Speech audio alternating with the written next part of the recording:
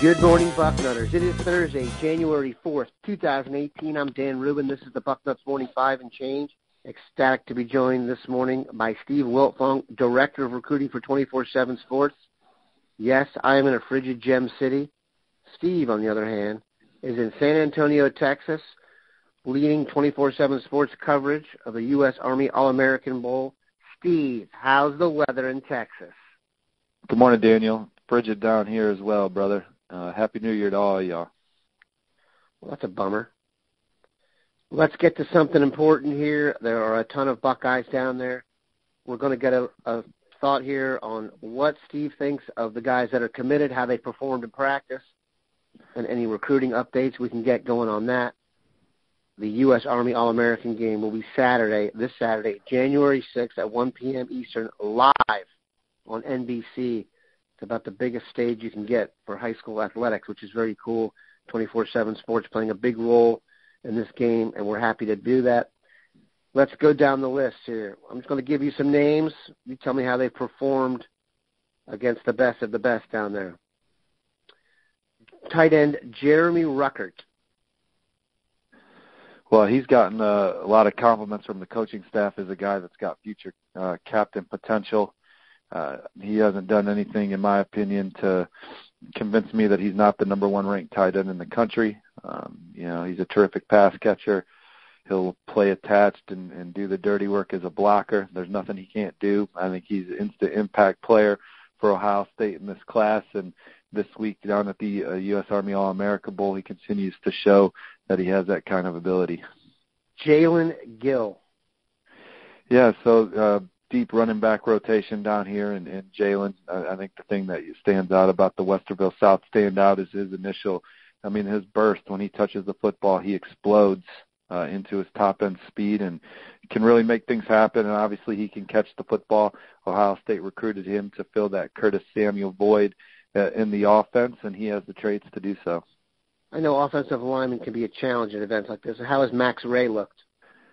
I think Max Wray is one of the guys that struggled down here in this event, but sometimes on the offensive line, when they're going one-on-one in the D-line, you got to keep in mind that these defensive linemen, they're a lot of these guys that are playing in all-star games, they're ready to compete in year one at the school of their choosing, where most of these offensive linemen, they're going to need a redshirt year and then a backup year. So they're 3 years away from being contributors on the next level. It takes a different kind of maturation process to be a dominant offensive lineman, and Max, he certainly has the size you're looking for at the position, and I think he has it in him. But down here in this setting, with some of these ready-made defensive linemen, it's been a little bit of a struggle. Going to flip to the defensive side of the ball here. Sounds to me from the coverage that this guy has impressed. Toledo area linebacker Dallas Gant. Yeah, Dallas Gant's a guy that we were extremely high on early in the process at 24/7 Sports. At one time, he was our number one outside linebacker in the country. He's a guy that we still rank very highly. And down here in this setting, he's been impressive. He's one of the more physically impressive guys here, and then he's shown that he can rush the passer. He's shown he can change direction and tackle. He's shown he can be a factor against the run. He's a tough, hard-nosed kid. He's really fitting in down here, and he's one of the better prospects in Ohio State's class. Tyreke Johnson. Well, Tyreke's recruited to Ohio State as a corner. He's played corner and safety here, and you can make an argument that he's been the top defensive back at the U.S. Army All-America Bowl through 2 days. The first day he was absolutely terrific. He's a very physical football player, a tone setter on the back end, highly confident. He's going to bring a lot of versatility to Columbus and the Ohio State defense. Do you see him long-term as a corner or a safety?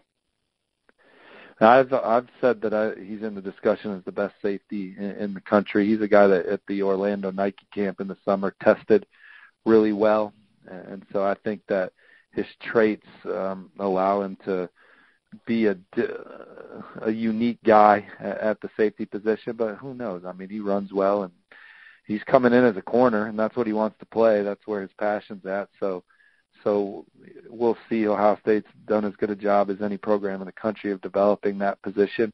And Tyreke Johnson is going to come in with a lot of ability, and we'll see what Coach Combs and Coach Schiano and company can do with it. Tyreke's going to bring a ton of swagger to Ohio State's program, too. I mean, he's one of the more confident, boisterous kids down here.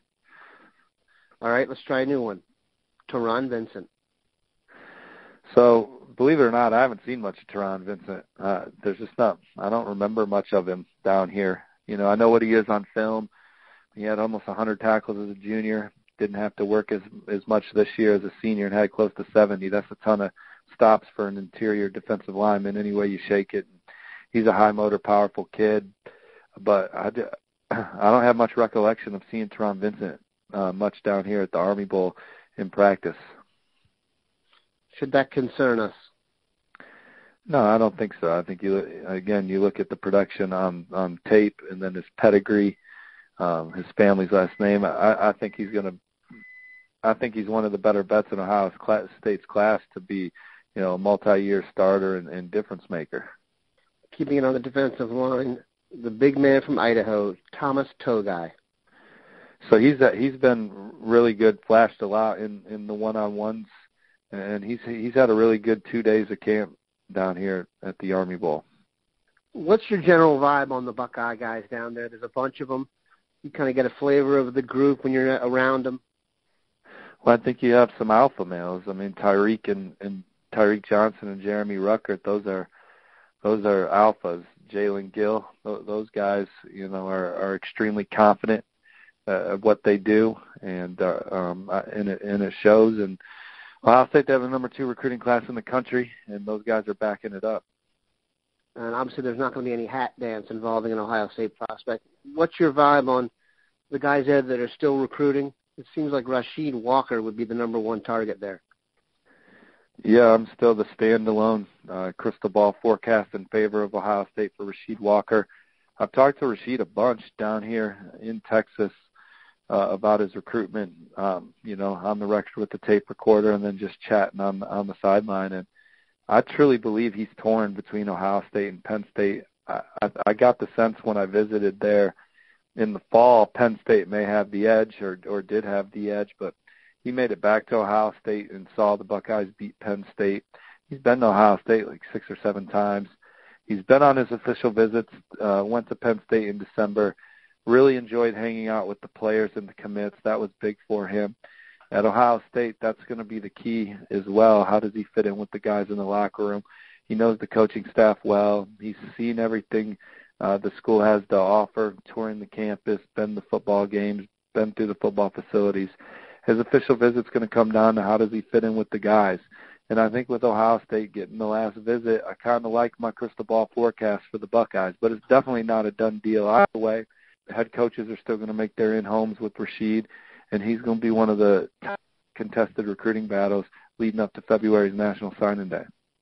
You were not there, but the Under Armour All-American game will be later on today in Florida. There will be some hat dances there. The expectations are that Jayson Oweh will put on a Penn State hat, and the expectations is that Tyreke Smith will put on an Ohio State hat. Do you have anything to contradict that? I don't, but I will say that there was a time where I thought both those guys would put on Penn State caps. So kudos to Ohio State for really rallying with Tyreke Smith. I think it changed. He took his official, and then he returned on an unofficial in the fall. So Ohio State, they really hung in there for Tyreke, and his mind changed because he certainly was headed to Penn State for a couple months of this process at the very least, and expect him to pick Ohio State today, and that's a hell of a recruiting win for the Buckeyes, especially because he would have ended up at a school that's kind of becoming their rival.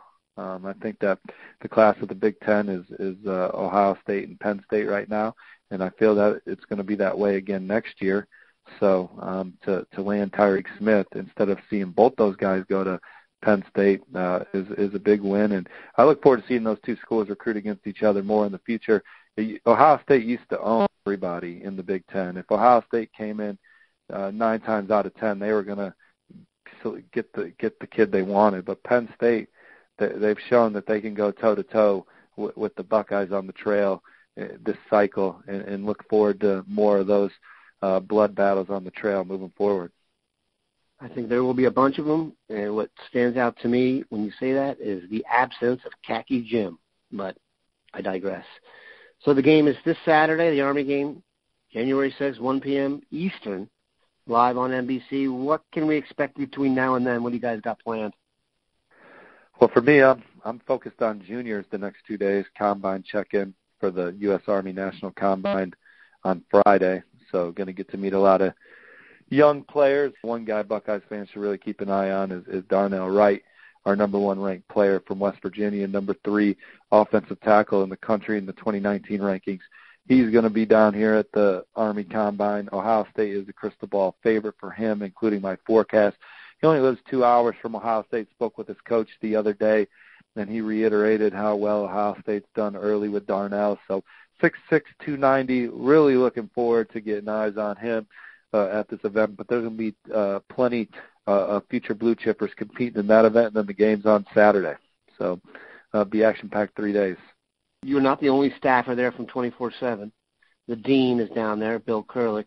Has it been hard to keep up with the dean on the field and then in the bars at night? Well, the dean Bill has obviously brought his tenacity to the media room. He's a grinder, but we also know that Bill isn't the most advantageous man outside of work. He eats his cheeseburgers with ketchup only. I don't think his menu is very big. I think that there's only a few things that the man puts down the hatch, and I think those are off the same menu that our children would love to eat from. But I'm just busting Bill's balls. He's obviously one of the hardest workers, and one of the guys that helped kind of pave the way in this industry as one of the early guys to cover recruiting and do it well.